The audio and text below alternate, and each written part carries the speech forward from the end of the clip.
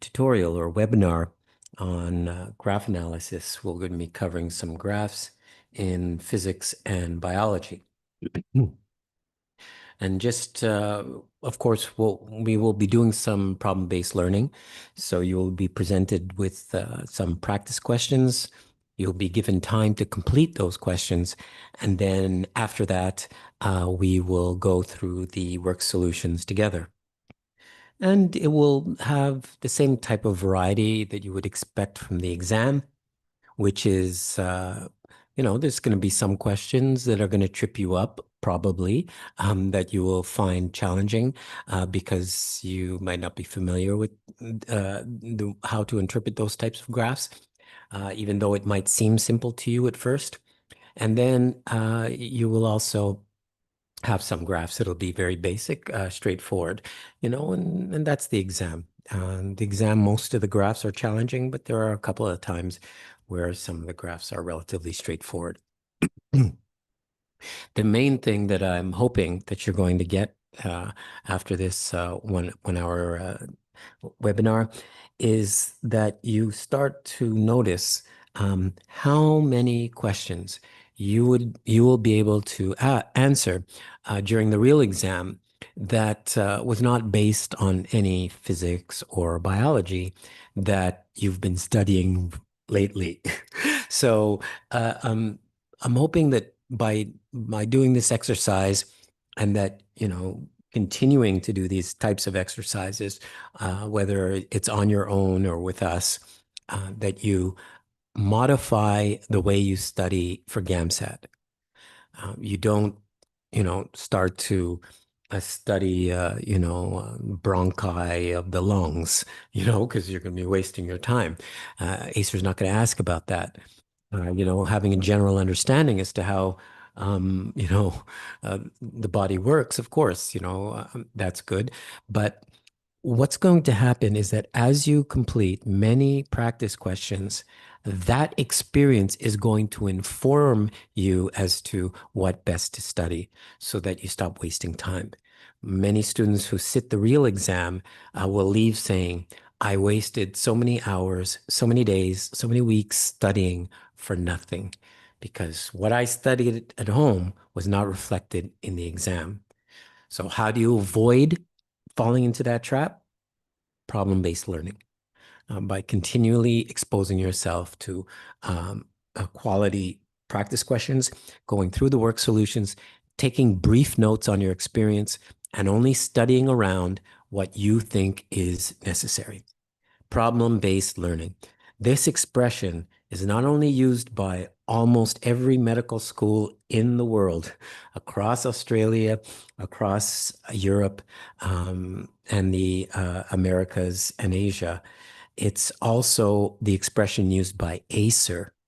Yeah, the progenitor of GAMSAT is saying the best way to prepare for this exam is through problem-based learning. So obviously, you should own all of ACER's materials. They have 5 ebooks. They also have 1 online exam, or at least they have the sciences section and the humanities section. And they also have some practice essays that you can do. And of course, gold standard, we have thousands and thousands of practice questions and, over 15 full-length mock exams with detailed work solutions. You will not run out of practice questions for this exam. It's not possible. But the issue is, I'm not trying to tell you you should complete, every student needs to complete 20 plus mock exams, all of ACER's exams and all the gold standard exams in order to get a good score. That's not true. Everyone's different. Your academic background, whether it's tilted towards science or arts. So everyone's going to be different in terms of their actual requirement in terms of mock exams and practice questions. But you'll know what you need or what you don't need based on you try mock exam. Gold Standard has 1 full-length free mock exam. We're the only company that has it at gamsatprep.com. You try a mock exam. And then you see, where are your strengths, where are your weaknesses, and then you study around that, and then you try another, and then you see where you are, and you study around that. And that's going to inform you as to how many practice exams ideally you will complete prior to the real exam, how many practice questions. Now, I have to address one thing. I know that many of you don't want to look at practice questions because many of you are thinking, I'm not ready. I need to study the content first, then I'll be ready to complete practice questions. And that is a recipe for disaster. I know even though your academic backgrounds vary a lot, it's important to be exposed to practice questions early and often because it's going to change how much you're going to study and what you're going to study. So try, if you say you're going to schedule some time for GAMSAT, please be sure that you're going to complete some practice questions. You can complete some in humanities. You can complete an essay. You can do some uh, science questions where there is no, um, assumed knowledge. So there's many questions like this where you did not need to read biology in order to answer the question because all the information you need is going to be centered around mathematics. Now, when we give you the practice questions, if you have any issues opening the file or or any such thing or questions that you may have afterwards, you can just go to gamsatprep.com and click on the live chat, and then someone will respond to you. Okay, anything else to say? Last thing I'll just mention is that in the physics book and in the biology book, in the introductions to these books, I put some comments students left in public forums, things like boards.ie or um, uh, pagingdoctor.net or Reddit. There's there's many online forums in which obviously students are commenting about their experience with the real exam. So they're posting right after they sat the real exam. And in the introduction to these two books, I'll just summarize it here. Most students will say that most of the questions that they had in physics and biology was related to mathematics. So that was graphs, tables, diagrams, and equation manipulation. So if if you need to study something first in the sciences, do not start with biology, no matter what your background is. Don't start with chemistry. Start with mathematics. And it's strange, it's ironic. It's not one of the four subjects that ACER claims is part of this exam, and yet it is the sleeper subject. It's the most important subject that you need to improve your skills, your timing, your speed, your assessment of graphs. So that's what we're going to do today. Viv, can you please put the link to today's handout?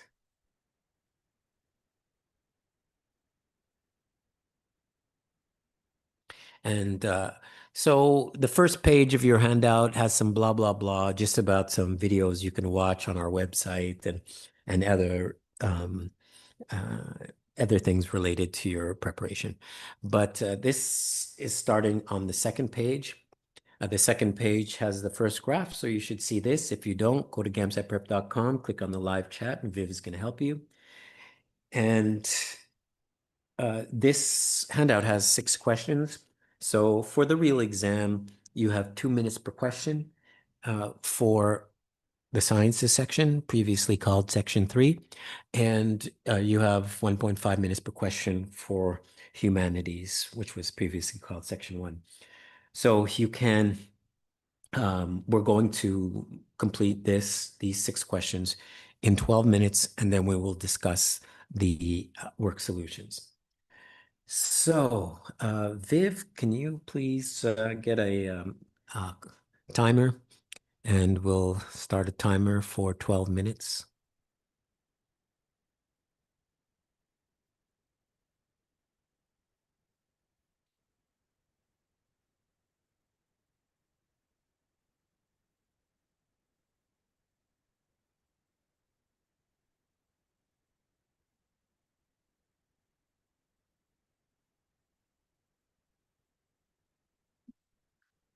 Viv, timer, 12 minutes, please.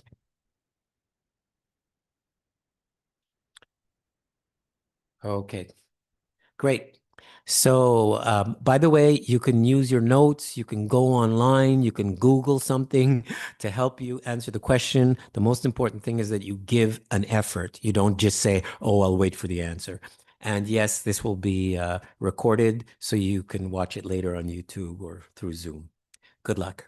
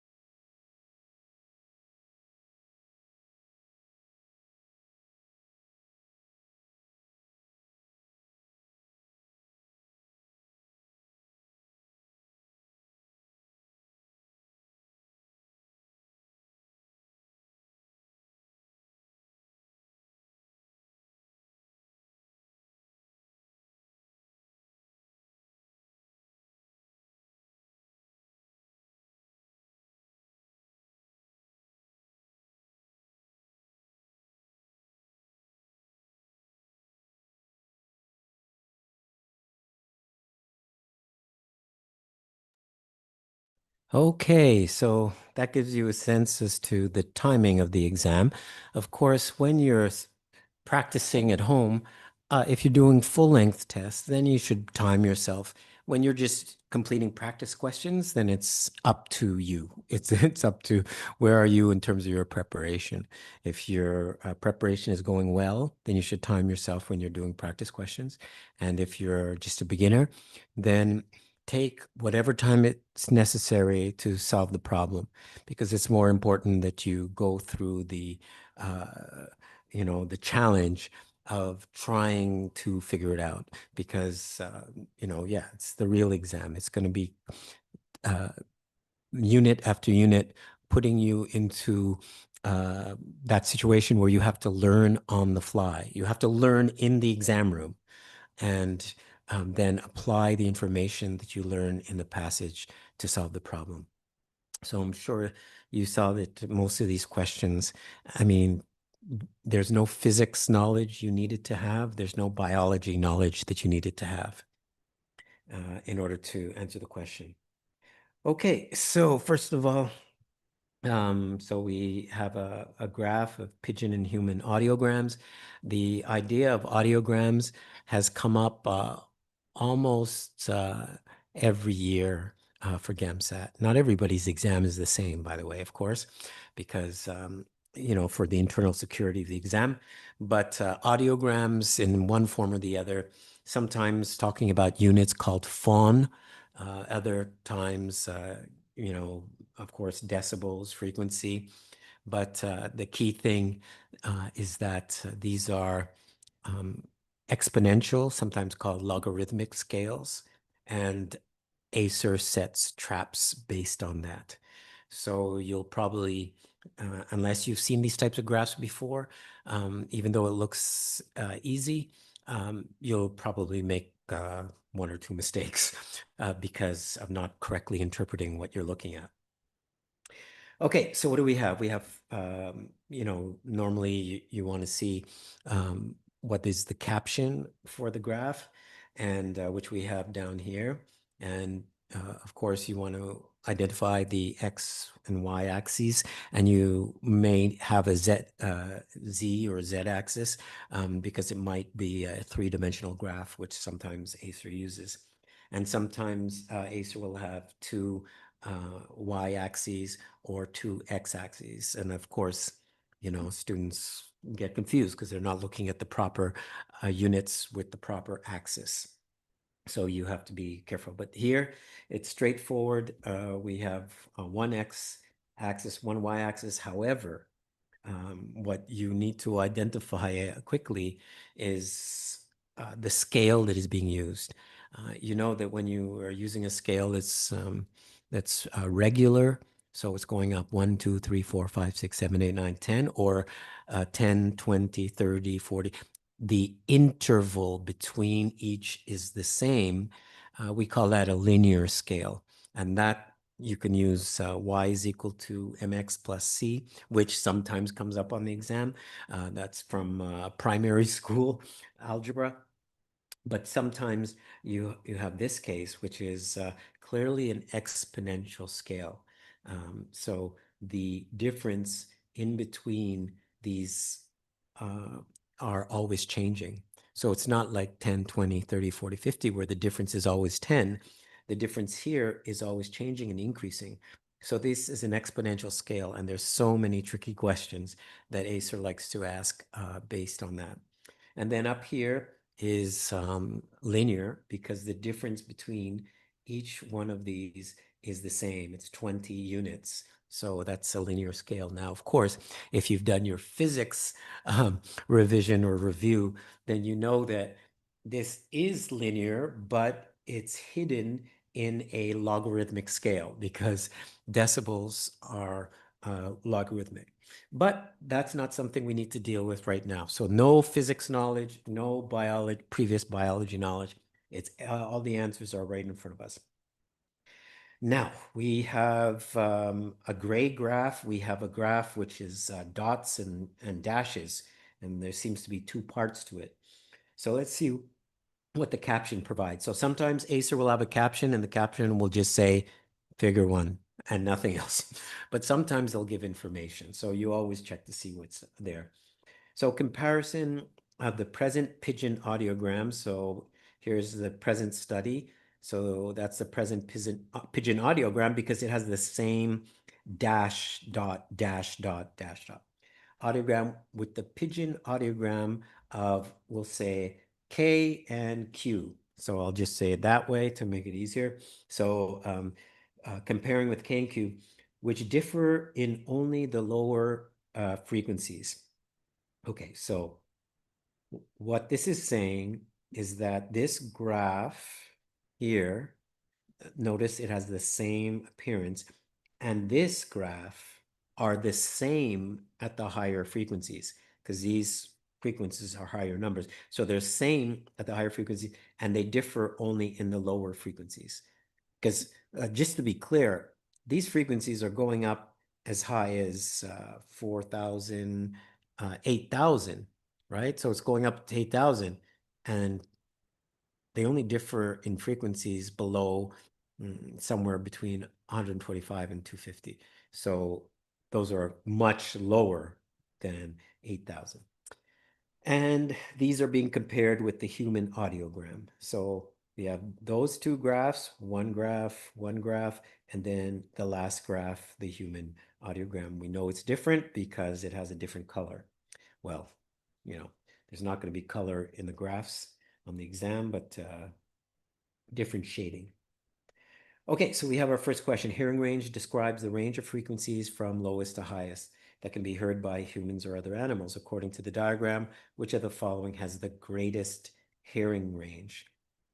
So, of course, I know some of you would have looked at this. What is the greatest hearing range from the highest to the lowest number? And then you look at the graph, and then you look at, well, which graphs are the widest graphs?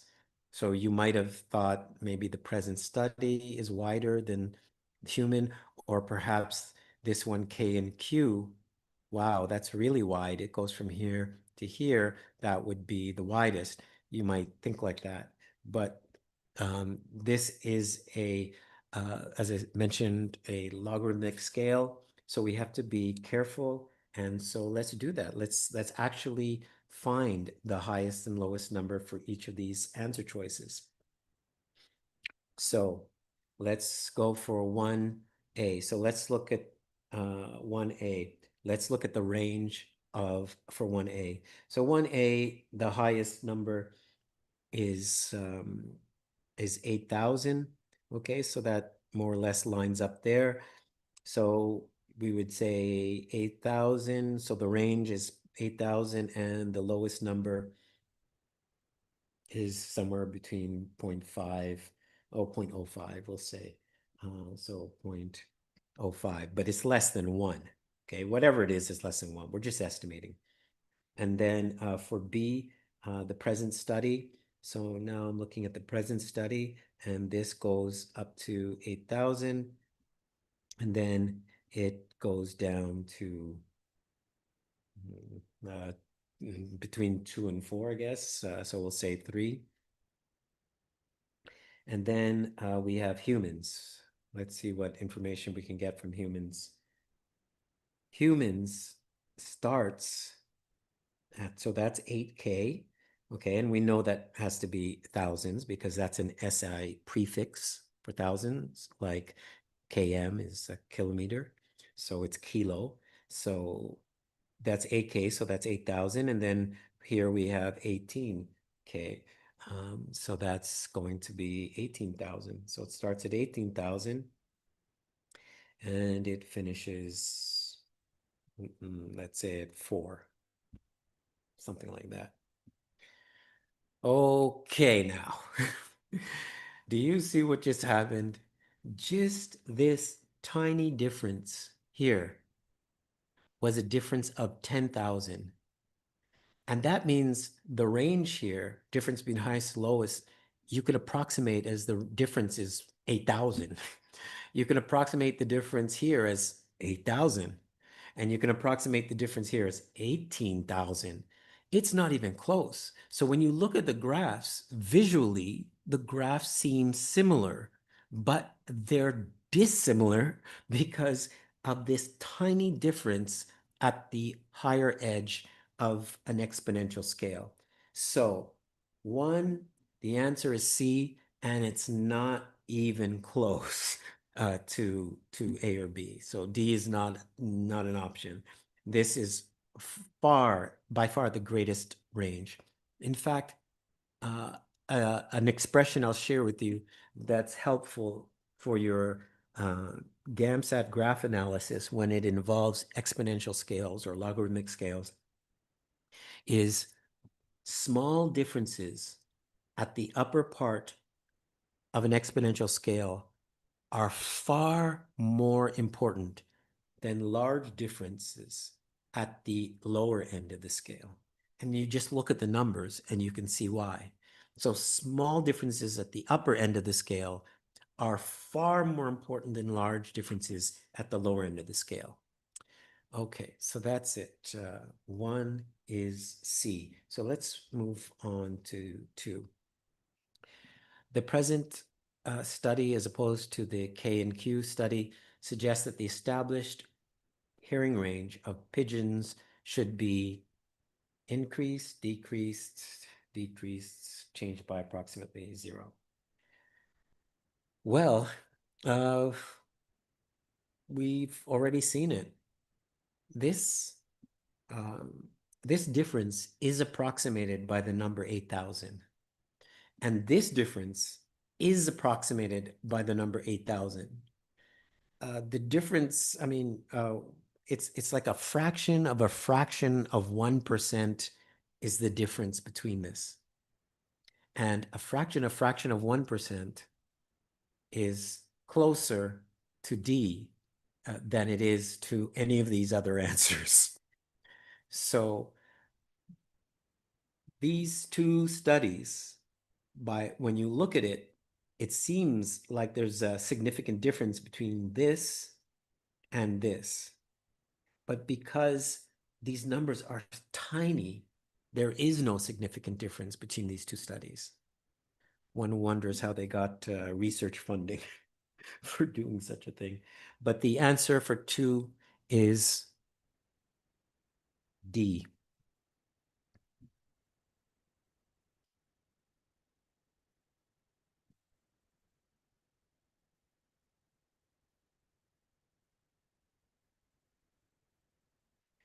Okay, so let's look at question number 3.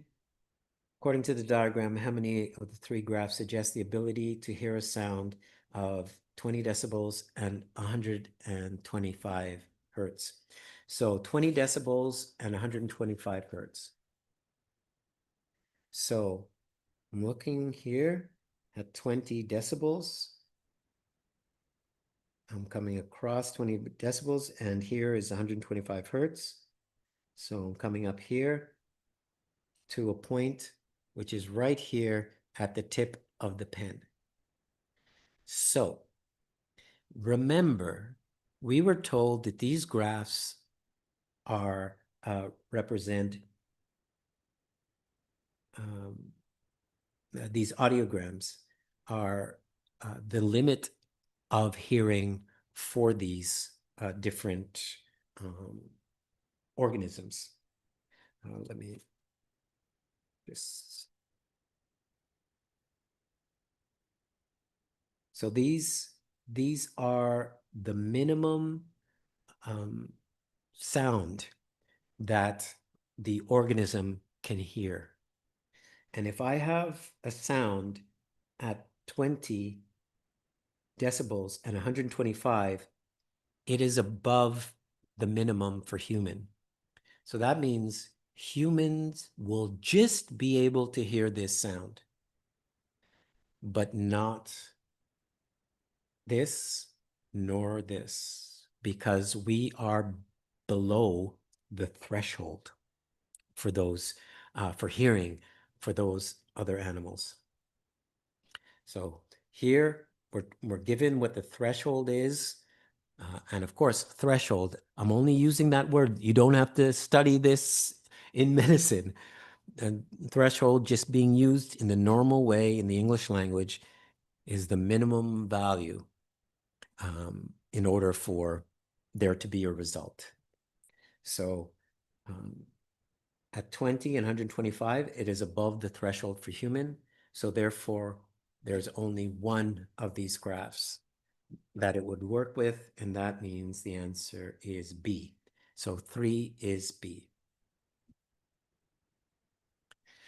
Now, for question number 4, you know, to be frank, if you don't, if you've never studied logarithms, yeah, it's going to be very challenging for you, obviously, because you need logarithms in order to solve this.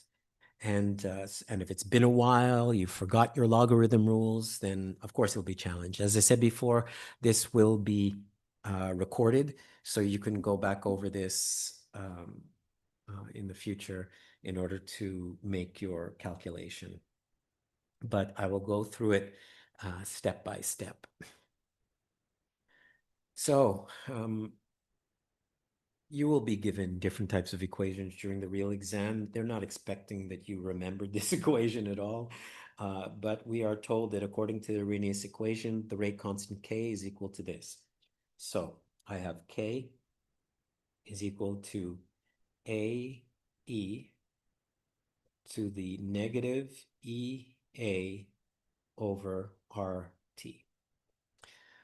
And of course, during the real exam, you will be given some scratch paper, 2 A4 sheets of paper for you to be able to complete your calculations and equation manipulation. Okay, so A is the Arrhenius constant. We're being told E is the base of natural logarithms. EA is the activation energy. R is the ideal constant. T is the temperature in Kelvin. So which of the following options represents a graph of ln K versus 1 over T? Okay, so I just see that all of my options are ln K 1 over T. So I need a setup to describe ln K over 1 over T, and it's a straight line.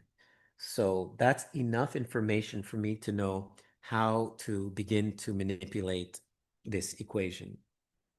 Because in the end, I know that that the equation of a straight line is y is equal to mx plus c. So, and yes, there are many real past GAMSAT questions that required you to apply this information from your primary school or early secondary school education. So you have to be able to identify y, of course, being the y-axis, x is the x-axis, m is the slope. Remember, slopes going up are positive, slopes going down are negative. You know, downhill is negative. And then c is the y-intercept. So where does the line, the straight line, because this is the equation for a straight line, where does the straight line intersect the y-axis? Okay, so we can get all of this, and we're going to try to get it from this. How would we do it? Well, we've already been given the parameters. We know that the y for all the graphs that we were given, the y is ln K.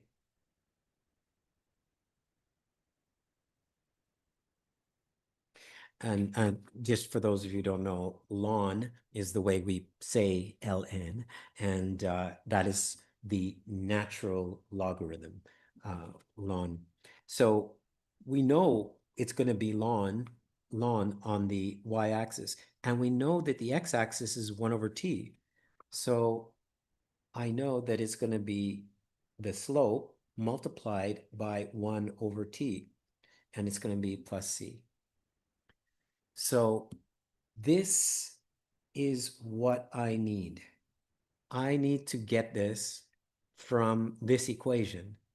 So how do I do it? I have no choice. It's not as if there's multiple different things that you can do to begin your assessment of this. Because the natural logarithm is here on the left side, the only way that you can resolve this is to take the natural logarithm of both sides. So it's just like basic algebra. If you add 5 to one side in an equation, you have to add 5 to the other side. You subtract from both, you divide from both, you whatever. So as long as you do it to both sides, then you haven't changed the equation. So I'm going to take the natural log of the left side and the natural log of the right side. Okay, so I already have my y. Now I need to simplify the right side to make sure that I get my x, which is 1 over t. Wow, so we've got to simplify this. The first thing that I will do to simplify it is I will remind you of one of the logarithm rules that come up on the real exam from time to time, and that is if you have log AB, that's equal to log A plus log B. And by the way, when I say it's come up on the real exam many times, it's because some of you know already, I did the step-by-step work solutions to all 440 of Acer's science questions. And in so doing, I categorize them into and so on. And there's about 6 units with multiple questions that deal with rules of logarithms. So either graphically, which we've already looked at one element of it, or in terms of equation manipulation. And all of those questions are from real past exams. Okay, so I'm going to use this rule, log A plus log B, to separate this multiplication. So this is my A, and this whole thing is my B. And I'm going to separate the B from the A using this logarithm rule. So this ln K is equal to ln A plus ln E to the negative EA over RT. Now I'm going to use another logarithm rule, and that is if you have the log x, base x of y, this is going to just equal y. So if you have the value here and the same base, then it just equals whatever is the exponent. Okay, so I'm going to have this is equal to ln A plus, well, ln is log base E. And so this is log base E of E, so it's only equal to the exponent, EA over RT. And for the final step, I'm going to do the old switcheroo. So I'm going to have ln K here, and all I'm doing is I'm moving this to the front and I'm moving this to the back. So we have negative EA over R, and that's multiplied by 1 over T plus ln A. Now I'm taking my time, sweet time, and I'm also explaining it. But this kind of problem you can finish in 1 minute and 20 seconds tops. As long as you are familiar with the logarithm rules and you know what you're looking for, and you're looking for this because all the answers have straight lines. So you're looking for this format. Okay, so what did we learn?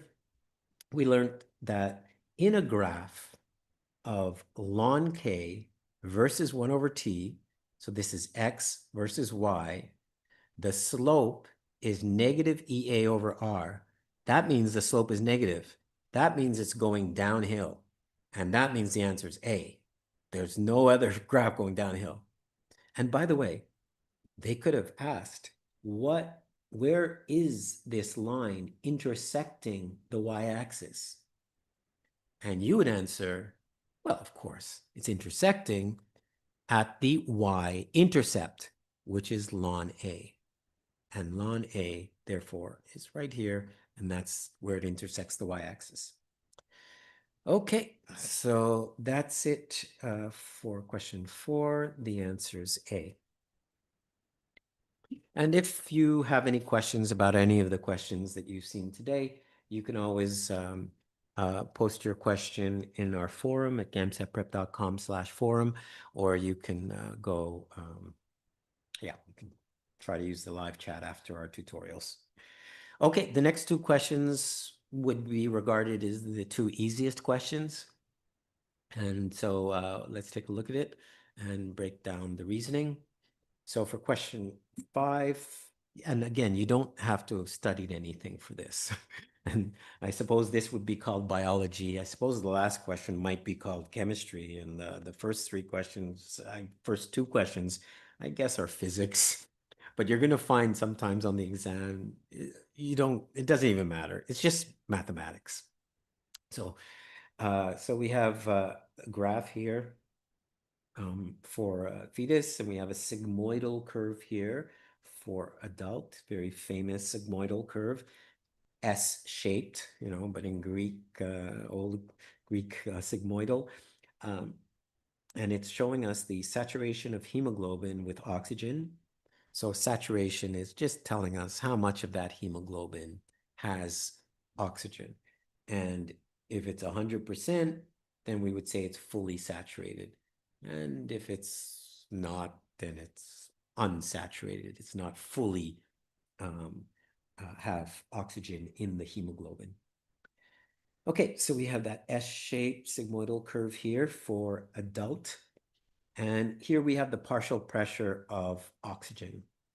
So that expression, partial pressure, it's very common in chemistry to use the expression partial pressure with respect to gases. So when you talk about liquids or fluids, you talk about concentration, usually you talk about moles per liter or something like that when you're talking about fluids. But when you talk about gases, the expression moles per liter doesn't make any sense because the concentrations are so small that you talk about partial pressure. And a common way of measuring partial pressure is millimeters of mercury. Okay, so the graph shows the oxygen dissociation curves of hemoglobin from adult sheep and fetal sheep. Which one of the following statements describes the difference in the behavior of the 2 types of hemoglobin?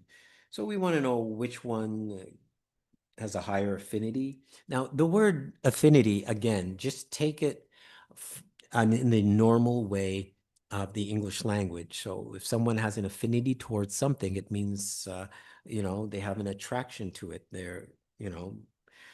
And so we want to know whether fetal hemoglobin or adult hemoglobin, has a higher affinity. Now, which one carries more or less oxygen? Yeah, we're not going to get that information from this at all. I mean, you can't get that. But one thing that you can get, okay, because don't forget, you're looking for the best answer. One thing you clearly will be able to see is which form of hemoglobin has a greater affinity for oxygen. That we can see from the graph, but we can't tell which one is going to carry more or less oxygen. Now, why can we know for sure the question of affinity? And that's because wherever there's a gap, let's look at how the different forms of hemoglobin respond to the same quantity of oxygen. So here we have partial pressure of oxygen at 20. So how does adult hemoglobin respond to 20? Well, you end up with, let's say, about 10% saturation. So that means that of the potential of going to 100%, if you're exposed to 20, you only get 10% of the hemoglobin that is going to have oxygen attached. Now, how does fetal hemoglobin respond in the same situation? Same amount of oxygen that's available to it? Good grief. 60%. 60% have oxygen attached to the hemoglobin. That's 6 times greater.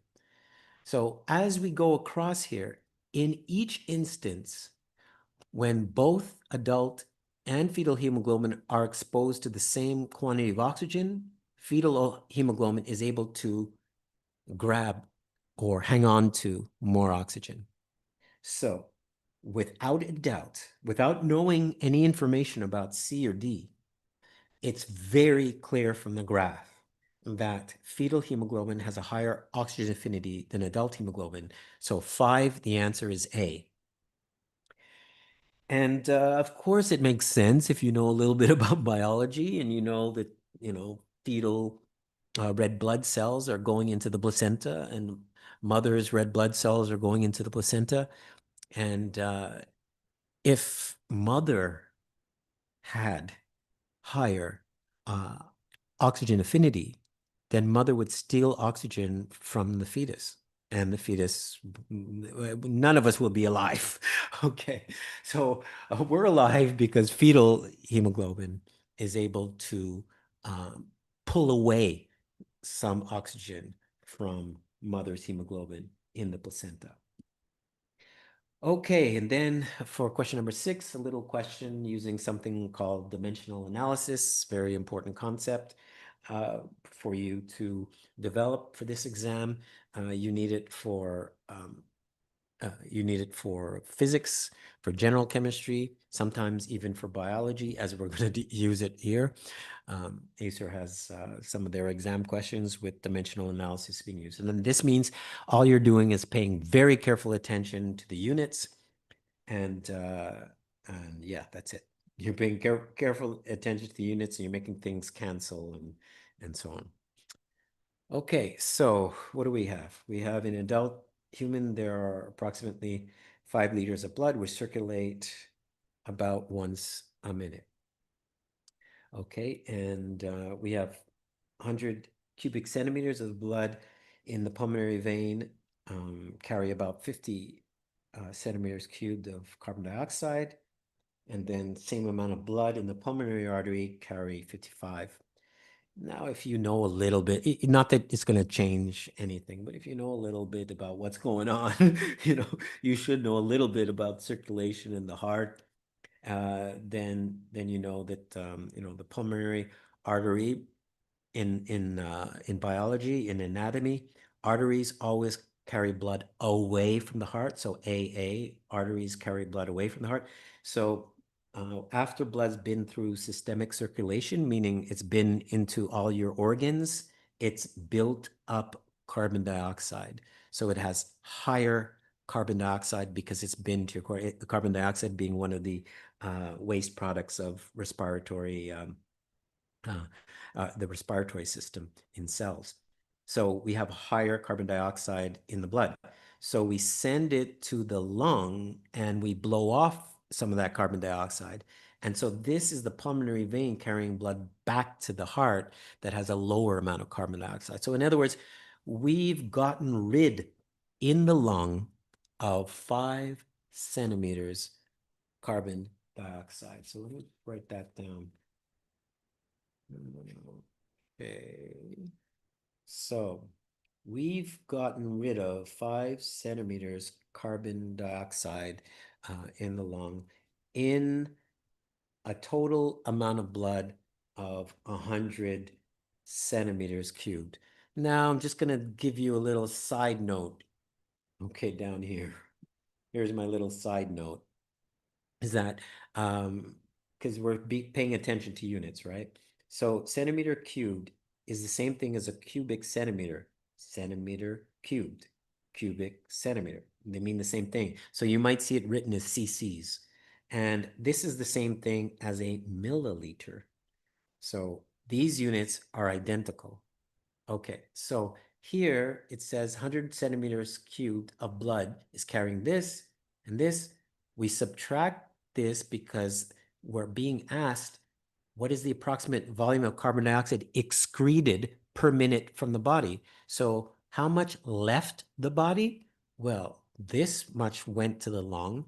This much came away from the lung. So that means 5 centimeters left the body. So we have 5 centimeters carbon dioxide in 100. And I'm going to put here milliliters. And I'll show you why in a second. And so we want to know how much left the body per minute. So I need to know how much blood is circulating in a minute. And we're given approximately 5 liters of blood, which circulate once a minute. So This is per minute in 1 minute, and it's 5 liters of blood.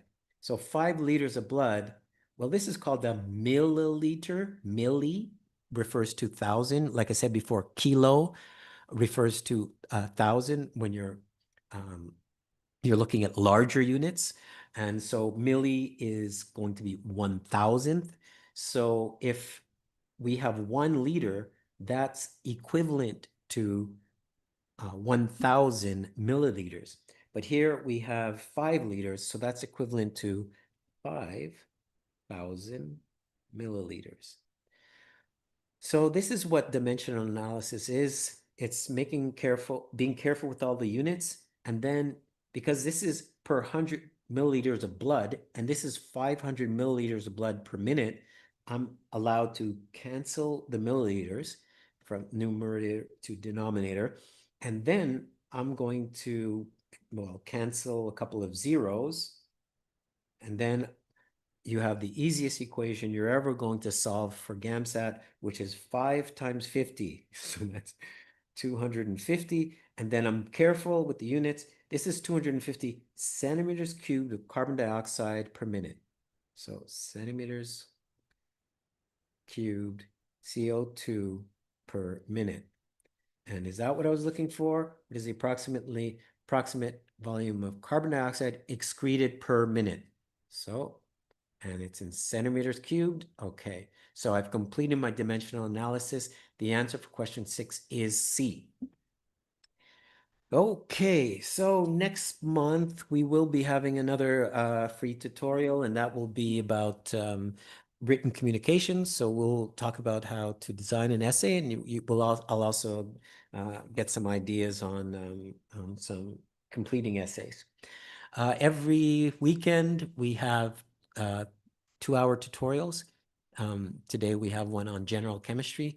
Next weekend we're going to be doing organic chemistry. And we also are going to start some tutorials on Saturdays in August. So Saturdays and Sundays, 2 hours each. You can find out more information by clicking on the tutorials link. And so I hope you're going to use problem-based learning to advance your understanding. If you have any trouble with the ACERS exams, you can go to Gold Standard online tutorial on YouTube, and I go through all the step-by-step work solutions. Good luck with your studies, and bye for now.